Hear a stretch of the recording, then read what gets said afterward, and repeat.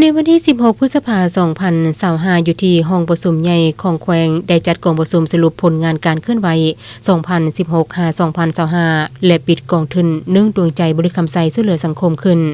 โดยให้เกียรติเข้าร่วมของทานกองแก้วไซสงครามกรรมการศูนย์กลางพรรคประธานสถาบันวิทยาศาสตร์เศรษฐกิจและสังคมแห่งชาติท่านนังแองไซสงครามประธานกองทุนหนึ่งดวงใจบริคำไซช่วยเหลือสังคมมีการนำของแขวงแผนกการและสมาชิกกองทุนเข้าร่วม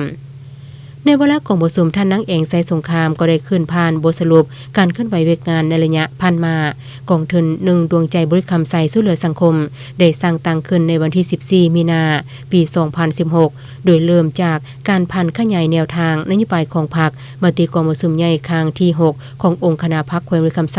ในการปลุกระดมทุกกำลังแห่งทั่วสังคมเพื่อประกอบส่วนเข้าในการพัฒนาแขวงบริคำไซโดยกำเนิดจากแนว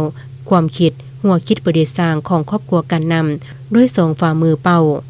จุดประสงค์ของการช่วยเหลือของกองทุนในเบื้องต้นแม้นจำกัดด้านงบประมาณจึงเน้นใช้การปรับปรุงโรงเรียนอนุบาลสวยจัดอาหารกลางเวียนให้คนเจ็บที่มานอนปิ้นปัวอยู่ห้องหมอแขวงห้องหมอทหารแขวงช่วยเหลือผู้ทุกข์ยากโดยโอกาสที่ถึกอุทกภัย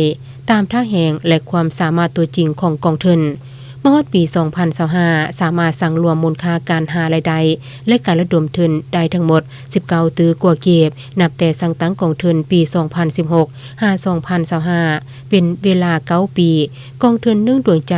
ได้รับการยุยอรวมหมู่ประเภทต่างๆเช่นได้รับเรียนใส่แห่งงานสั้น1จำนวน1หน่วยเรียนใส่พัฒนาสั้น3จำนวน1หน่วยเรียนการแห่งงานจำนวน1หน่วยใบยุยอจากรัฐบาลจากกระทรวงที่เกี่ยวข้องในคงเขตที่กองทุนให้การช่วยเหลือได้รับไปเกียรติคุณบางยุ่งยอจากเจ้าแขวงบริคำไซ